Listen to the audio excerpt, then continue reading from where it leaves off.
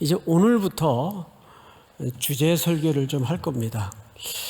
저한테는 굉장히 좀 어색한 패턴이지만 제가 최근에 여러 번 읽은 책 중에 아주 공감이 가고 평소 제 오랜 목회에 좀 고민했던 몇 가지 굵은 지점이 있었는데 거기에 깊은 공감을 얻고 격려가 되고 확인이 되었던 그런 책입니다.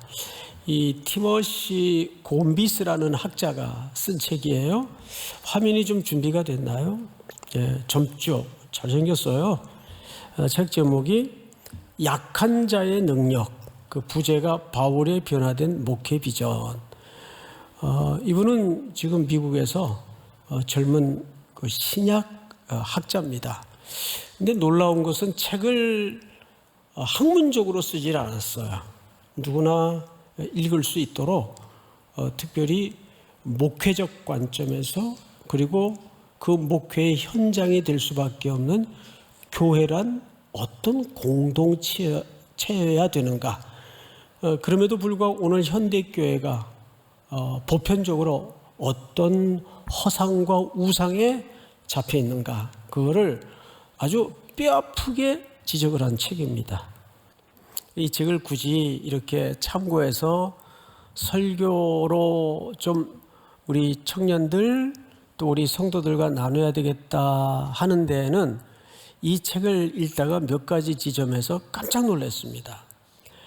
한 40년 넘게 목회 현장에서 담아내고 있던 어느 고민의 지점들을 너무 뼈아프게 날카롭게 지적을 했고 공감이 가는 부분이 너무 컸습니다. 그래서 이걸 꼭 좀 우리 다음 세대인 청년들에게 또 우리 성도들에게 나눠야 되겠다라는 마음을 먹게 됐습니다. 미국 신학자가 쓴 책이 한국 교회 현실에 그렇게 적실하겠는가 하는 생각도 가질 수 있을 텐데 사실 한국 교회는 거의 안테나 목회, 안테나 신학이라고 할 정도로 미국 교회나 미국 신학의 영향을 절대적으로 받았습니다. 특별히 대형 교회 중심으로 이런 경향이 더 짙습니다. 그래서 비록 미국 교회를 현장으로 썼지만 들여다보면 본질에 관한 지점에서는 우리가 걷어 들어야 될 이야기가 너무 빼곡히 담아져 있기 때문에 이 책을 중심으로 말씀을 좀 나누고자 하는 거죠. 우선 우리 교회에서도 흔히 쓰는 이야기 중에 하나가 성공적인 목회, 성공적인 교회 하면은 몇 가지 지표가 있어요. 첫째가 얼마나 모이냐, 회집수. 두 번째는 1년 재정 예산이 얼마냐, 재정 규모. 또 두 번째 조금 더 디테일하게 들어가면 그 교회는 소위 사회 명망가들이 누구누구가 다니냐, 유명한 사람들, 영향력이 있는 사람들, 이런 거 만나면 소름 불어요. 우리 교회 누구 다녀.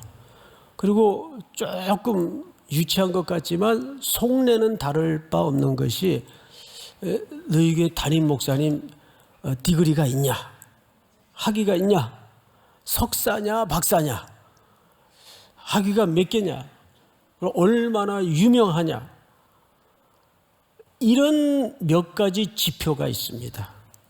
그런 교회는 성공한 교회고 또 그런 목회자는 성공한 목회자입니다.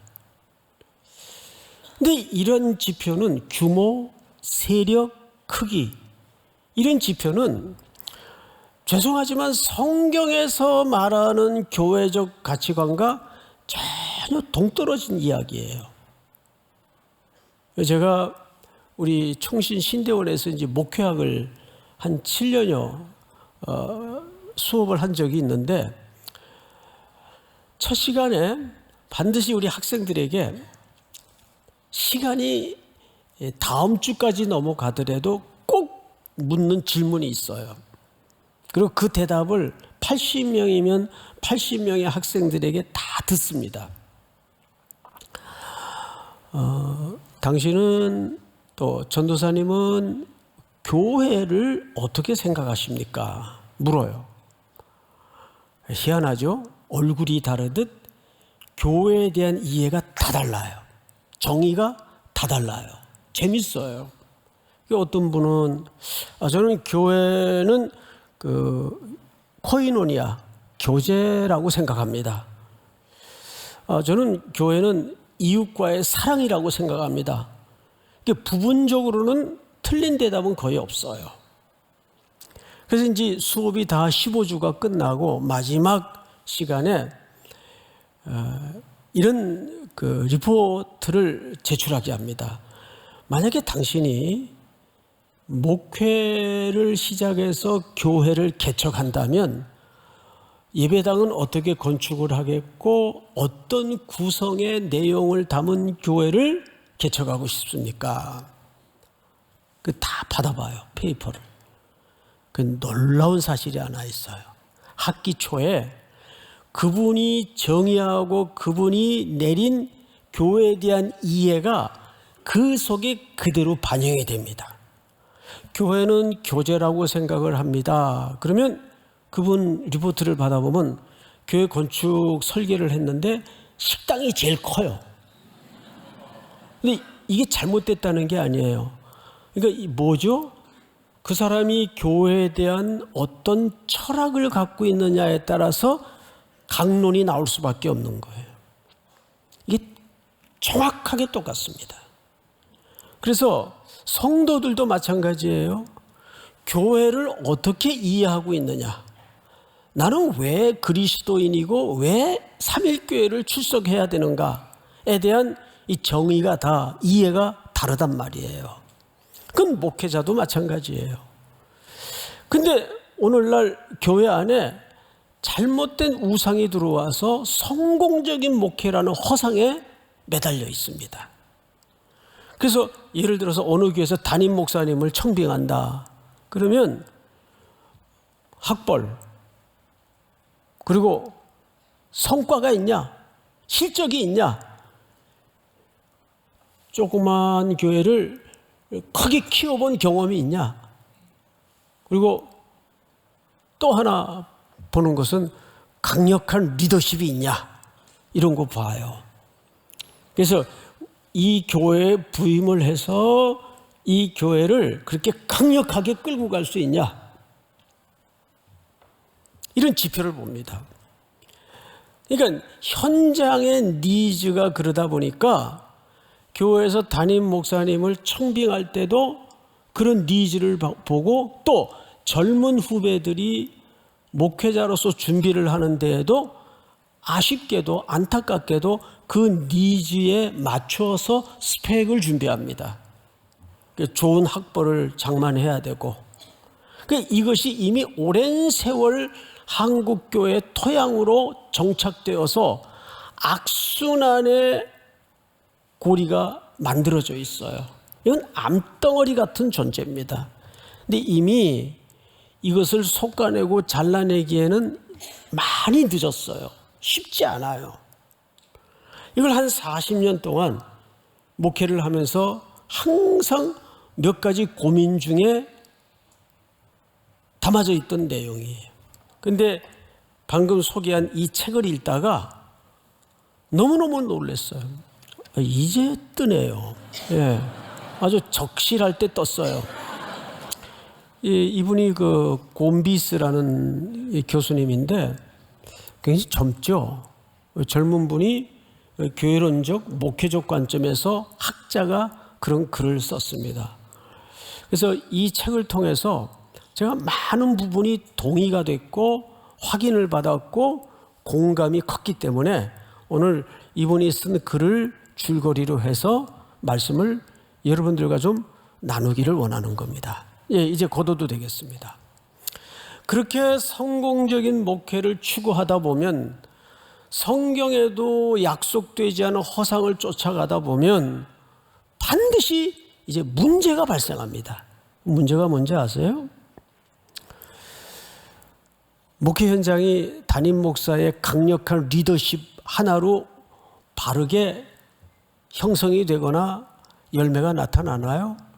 열매가 안 나타나면 이제 강압적인 방법이 동원이 돼요. 그래서 설교 시간에 자꾸 성경의 이야기를 하지 않고 성도들에게 왜 못 쫓아오느냐, 왜 이렇게 안 하느냐, 자꾸 잔소리가 생기기 시작합니다. 이 설교 한 30분 남짓 시간에 20분 잔소리를 하고 10분은 주마간산식으로 그냥 성경 훑고 지나가요. 자꾸 설교가 날카롭게 날이 서고 잔소리가 되기 시작합니다. 게다가 자기도 모르는 사이에 강압적이고 폭압적인 방식을 사용하기 시작해요. 그래서 스티커 붙이고 경쟁시키고 비교해서 성과를 재고 안 되면 연말에 정리하고. 이건 뭐죠? 이거 어디서 주로 하는 일입니까? 회사.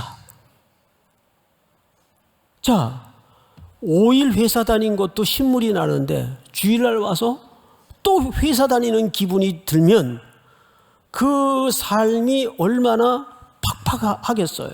피폐해지겠어요? 자, 물어봅시다.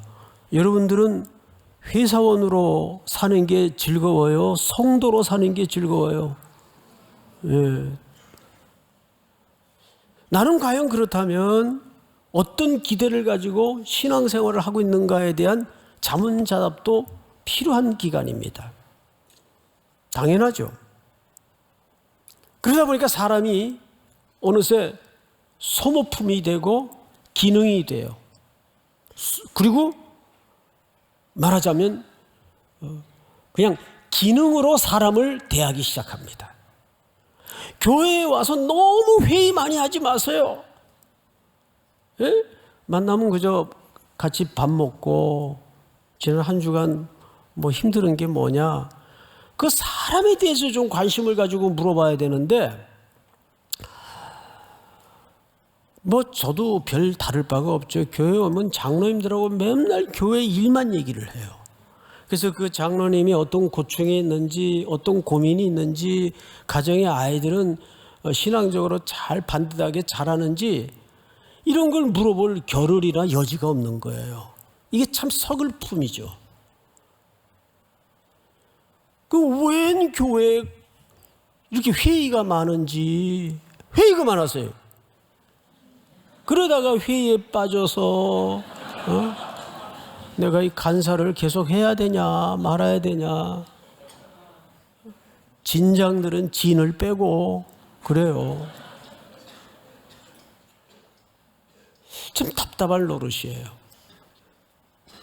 자, 그러면 오늘 우리는 사울이라는 인물을 중심으로 해서 사울이 예수님을 만나기 전 목회가 왜 이렇게 폭력적이었고, 예수님을 만난 이후에 사울의 목회는, 바울의 목회는 어떻게 달라졌는가, 간단하게 오늘 서론 시간이니까 말씀을 좀 보겠는데요. 우리 사도행전 9장을 좀 보십시다. 9장. 사울이, 자, 앞을 좀 볼까요? 이분이 바울을 얘기하는 건 다들 알고 있을 텐데 어릴 적에 우리 이렇게 듣고 자랐단 말이에요. 회개하기 전에는 바울 이름이 오늘 여기 표기된 대로 사울이에요. 사울이라는 이름 뜻은 큰 자라는 뜻이고, 그가 회개한 다음에 하나님이 이름을 바꿔줘서 바울을 만들었고, 바울이라는 이름은 작은 자다. 밑도 끝도 없는 이야기를 듣고 우리는 배우고 자랐어요. 근데 이건 그런 의미보다는 사울이라는 이름은 유대식 이름이에요. 그가 유대인 아닙니까? 유대식 이름이고, 바울이라는 이름은 로마식 이름이에요. 근데 이 이름이 언제 바뀌는지 아세요?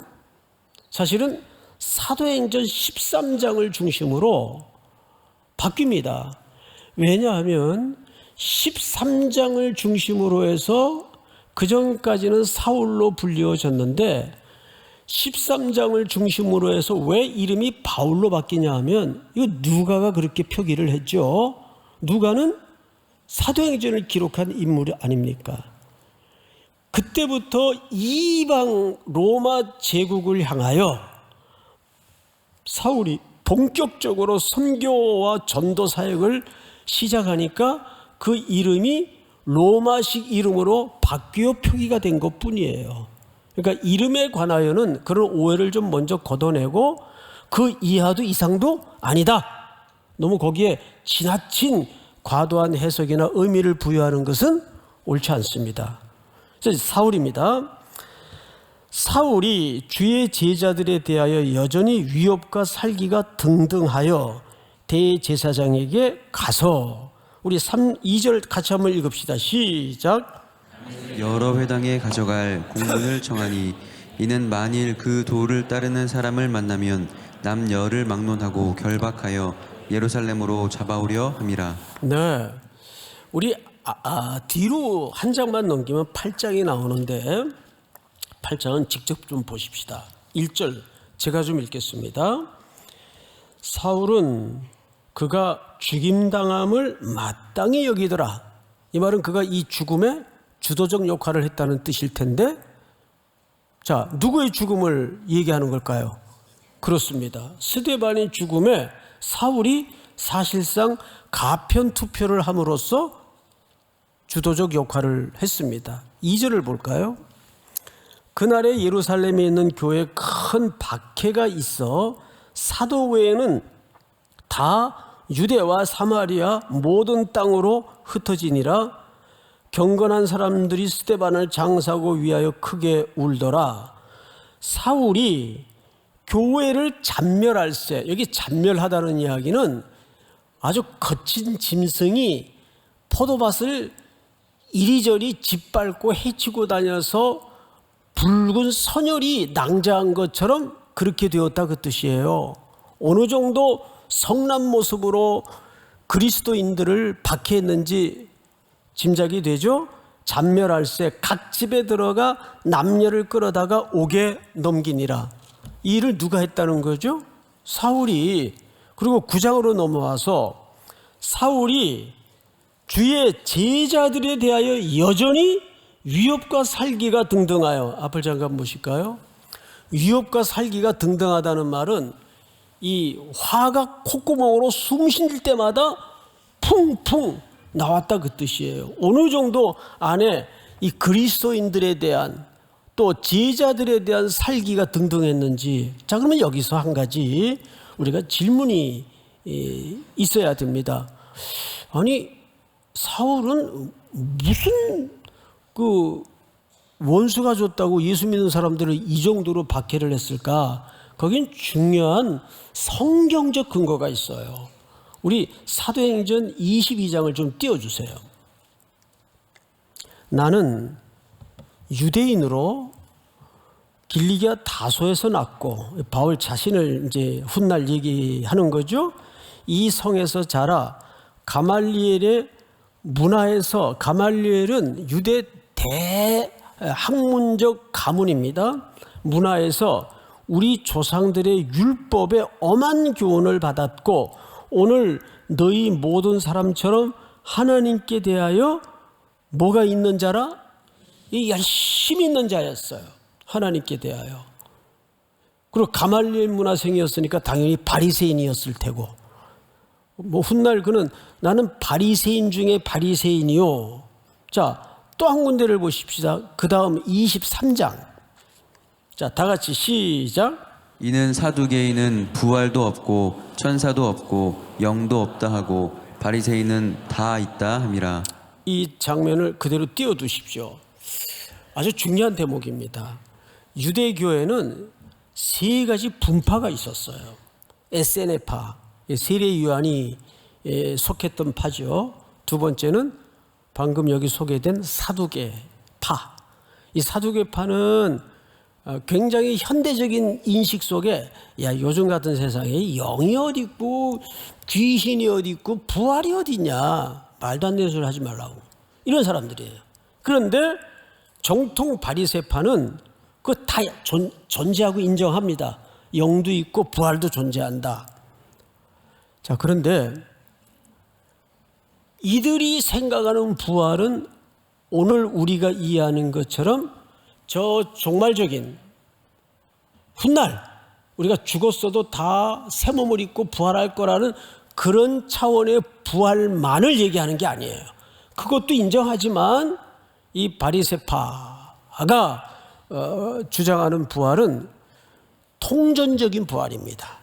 정치적인, 경제적인, 육체적인 모든 것들이 다 하나님의 나라 안에서 새로워져야 된다는 부활의 신학을 갖고 있었어요.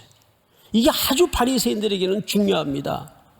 그래서 이들은 예를 들어서 왜 우리가 지금 로마 제국에 침략을 당해서 이렇게 식민지 국가로 고생을 하는지 아십니까? 성경을 보십시오. 구약, 그때는 구약이겠죠.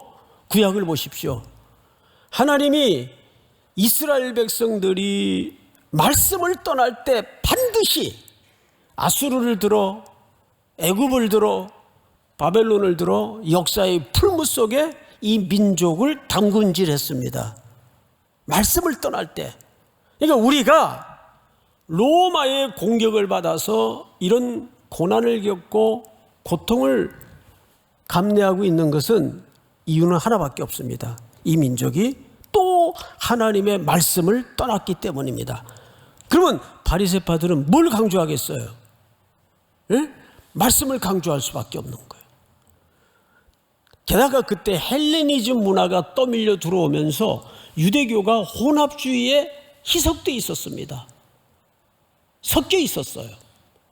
그러다 보니까 이 사람들이 유대교 안에 분파이지만 우리가 이 혼합주의를 막아야 되겠다 해서 바리새파, 다시 말해서 분리주의자들이 된 거예요. 그러니까 동기는 순수했습니다. 그래서 바리새파가 발생을 한 거예요. 소위 개혁주의적인 마인드로 그 유대교 안에서도 자기네들끼리 분파를 만든 거예요. 뭘 위해서? 하나님의 말씀이 혼잡되지 않도록, 혼합주의에 빠지지 않도록 하기 위해서. 동기가 얼마나 좋아요. 그런데 그 열심이 하나님보다 앞서게 되니까 성경에도 없는 조항들을 자꾸만, 우리가 100이면 120은 해야 그래도 하나님 앞에 충성을 바치는 거 아니겠느냐, 열심을 표현하는 게 아니겠느냐 해서 자꾸 법조항을 만들어요. 그걸 잔뜩 자기네들은 손가락 까딱 안 하면서 백성들의 어깨에다 짊어지웁니다. 이것도 해야 되고 저것도 지켜야 되고. 그래서 마태복음 11장에 보면 수고하고 무거운 짐진 자들아 다 내게로 오라 말은 이 세상의 고달픈 어떤 고생을 얘기하는 게 아니에요. 거기서 수고하고 무거운 짐은 율법 아래 숨도 못 쉬고 있던 그 시대적 배경을 얘기하는 거예요.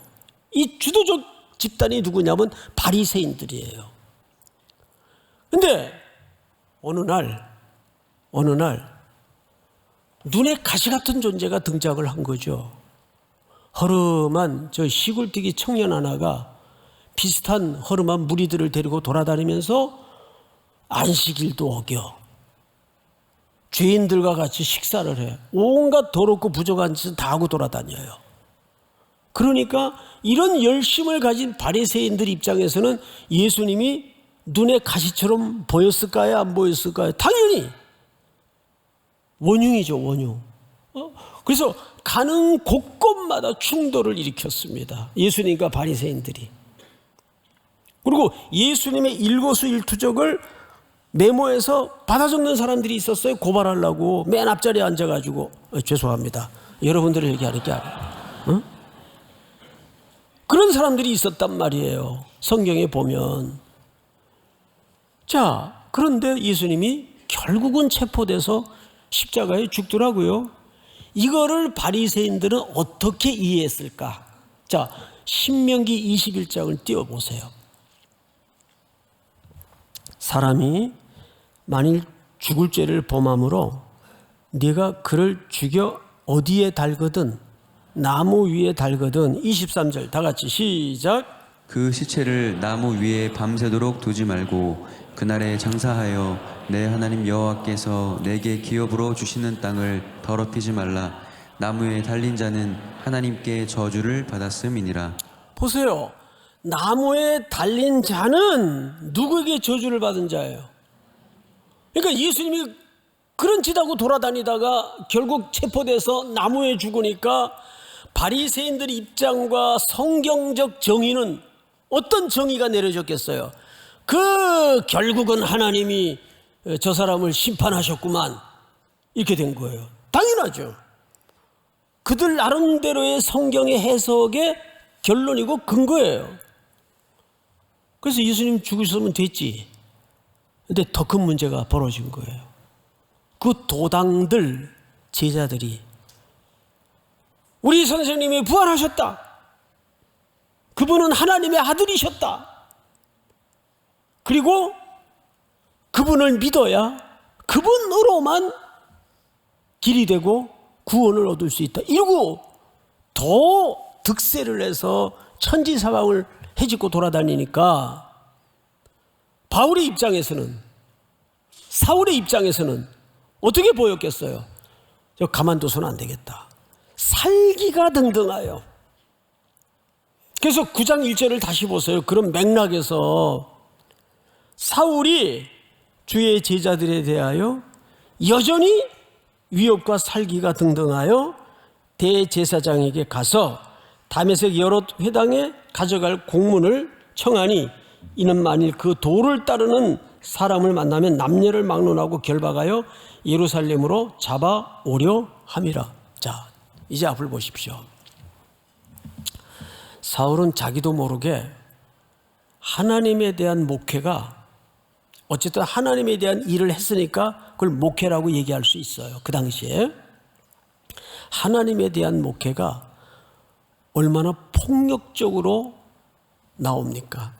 목회자도 그래요. 자기 원대로 공동체가 잘 안 돌아가면 잔소리하고 경쟁시키고 비교시키고 성과 따져가지고 그래프 그리고, 이래서 교회를 꽉 짓눌러요. 압력을 줘요. 그 안에 구성원들은 더 문제예요. 그게 얼마나 폭력적이고 억압적인지를 내부에서 더 모르고 있단 말이에요. 그래서 그저 맹신적 순종이 좋은 신앙인 것처럼 속고 있단 말이에요. 이게 한국교회 안에, 특별히 대형교회를 중심으로 속에서 벌어지고 있는 일인데 그걸 눈치 못 채는 거예요. 안에서는 정작.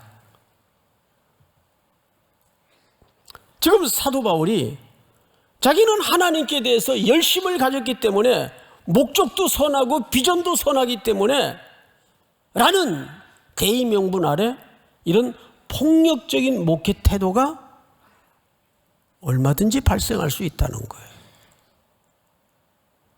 그러다 보면 구성원들은 뭐가 되죠? 소모품이 되고 기능이 되고 부품이 되는 수밖에 없어요.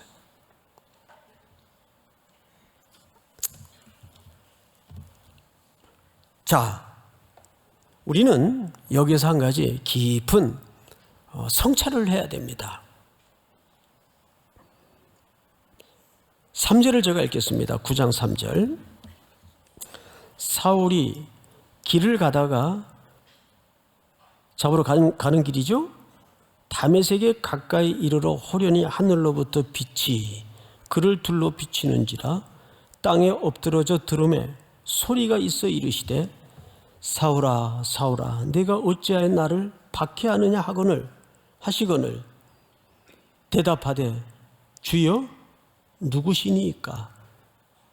이르시되 나는 네가 박해하는 예수라. 자, 앞을 보세요. 여기가 문제였어요.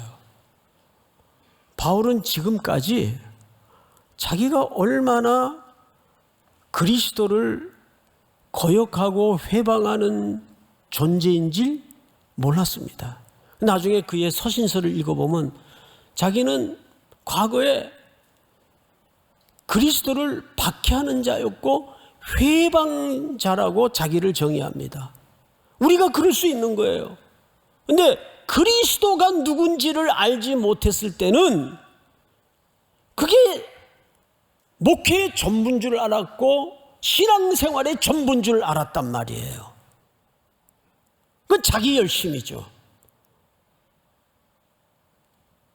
요즘 제가 여러분들에게 자주 드리는 말씀 중에 하나가 인간의 열심과 인간의 진심이 방향을 잘못 잡으면 무서운 괴물이 될 수 있다는 거예요. 우리 교회도 3대 비전이 있지만 조심해야 될 게 있어요. 그 비전이 하나님보다 커져서는 안 돼요. 하나님보다 앞서서도 안 돼요. 믿으십니까? 그렇다면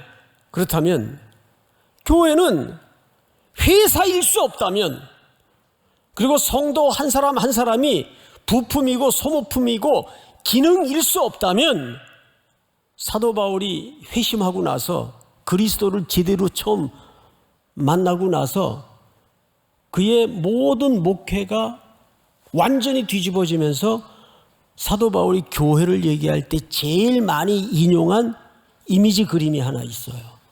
교회를 설명할 때 사도 바울이 뭐라고 설명합니까? 기억 안 나세요? 가족으로 설명을 합니다. 교회는 가족이다. 여러분들도 다 가족의 구성원이실 텐데, 여러분 가족 가운데 혹시 이런 가족이 있어요? 가족의 금년 목표가 정확히 있고 비전이 설정돼서 연말에 정산해가지고 거기에 이르지 못하면 얘 호적에서 파. 뭐 이런 가족이 있어요? 그거 가능해요? 그런 가족이 어디 있어요? 넌 이번 달에 수입이 왜 그거밖에 안 되냐? 아빠가 일일이 정산하고 그래요? 그렇지 않거든요. 이 곰비스라는 분이 그의 책에서 쓴 글인데 제가 인용을 좀 하겠습니다. 일부러 사서 읽지 마세요. 제가 설교 시간에 다 얘기를 해줄 테니까 혹시 책 선전한다 그럴까 봐.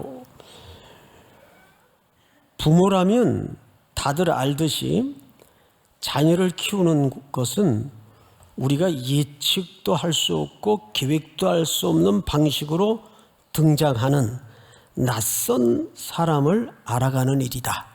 이게 무슨 얘기냐면, 적어도 우리가 가족으로 만난다는 것은 실제 생물학적인 가족도 그렇죠. 엄마 뱃속에서 나올 때 아기의 입장에서 우리 아빠는 적어도 회사에서 뭐 사장은 아니더라도 부장 이상이었으면 좋겠다. 직업은 엔지니어였으면 좋겠다. 그런데 나와보니까 아빠가 목사야. 에? 이거 선택할 수 있는 문제가 아니잖아요. 가족이라는 것은. 그럼 부모의 입장에서 이번에 둘째는 좀 IQ가 한 140 이상이면 좋겠고, 뭐 멘사까지는 아니더라도 하여간 그 정도 IQ면 좋겠고, 또 키는 내가 70이 안 되니까 최소한 좀 80을 넘겼으면 좋겠고. 그렇게 돼요? 그렇게 안 돼요. DNA는 무서운 겁니다. 네? 유전자의 법칙을 거스를 수가 있나요? 가끔 돌연변이가 이제 나오긴 나와요, 또. 자, 그런데 그렇듯이 부모도 자녀도 피차를 선택할 수 없어요. 그게 가족이에요. 그리고 가족은 이렇게 설명을 합니다. 즐거운 가정은 모든 구성원들이 발전을 하고 활약할 수 있는 확실한 공간이며 성장할 자유를 주고 그들에게 긍정과 따뜻함과 지혜를 전하는 사랑스러운 공동체가 되어주는 것이다. 밖에서 아무리 깨지고 자빠지고 곤두박질하고 집으로 들어왔어도 집에서는 엄마의 품이 있고 아버지의 너그러움이 있고 가족의 용납이 가능한 공동체가 가정이잖아요. 밖에서 너덜너덜해가지고 왔어도 그래서 집에 가방 던지고 소파에 푹 몸을 심으면 거기서 벌써 마음이 풀어지잖아요. 그거를 어떤 수치로 설명할 수 있겠어요? 어떤 지표를 가지고 그 가정을 설명할 수 있겠어요?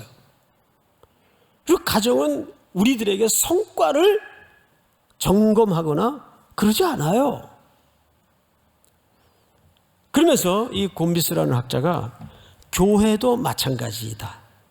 하나님은 교회를 세우시고 새로운 가족을 만드시는 분이다. 우리는 누가 여기에 들어올지 고르고 선택할 수 없다. 여러분 맞죠? 우리 교회는 좀 이런 사람이 왔으면 좋겠다 기준 정해가지고 시험 보고 들어오셨어요? 그러지 않잖아요. 어떤 기준에 따라 삼일교회 찾아오셨어요? 그러지 않잖아요. 보면 누가 여기에 들어올지 고르고 선택할 수 없다. 하나님은 예상하지 못한 사람들로 자신의 가족을, 즉 교회를 만들어 가신다. 하나님은 우리에게 오는 사람을 사랑하고 환대하고 섬기라고 요청하신다. 그러니까 교회라는 공동체는 서로 궁극적으로 어떤 관계로 발전해야 될까요? 가족 공동체로 발전해 나가야 됩니다. 이것이 집단이 되는 순간, 숫자로 보이는 순간 교회는 망하는 겁니다. 죄송하지만 제가 우리 교회 부임해가지고 제일 먼저 주보에 없앤 것이 통계난이에요. 그거 들여다보고 있어요. 왜?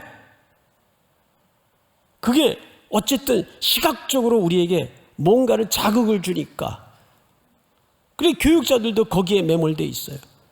그래서 어떻게 하든 그 숫자를 늘리려고. 그래서 거짓으로 중복 덧셈을 하고. 아니에요. 여러분, 그래서 우리 교회가 가장 밑바닥에 기초에 깔고 있는 프로그램이 뭐예요? 제자훈련이에요. 여기서는 가족이 되기 위해서 그리스도의 제자가 되어가는 공동체여야 합니다. 오늘 이 말씀이 이제 앞으로 전개될 약한 자의 능력이라는 것이 우리 삶에 어떤 원리를 던져주고 있는가, 여기에 신실한 답변이 될 겁니다. 특별히 또 한 주간에도 여러분들은 회사원으로서 살지 말고 가족으로서, 성도로서 살아내는 걸음이 있기를 축원하고 축복합니다. 다 일어나십시다.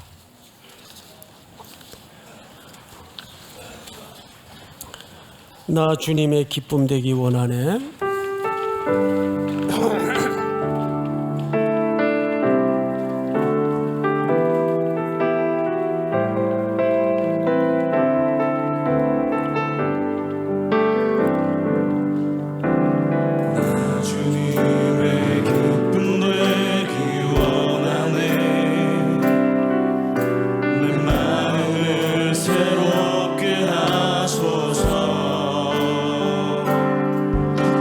새 부대가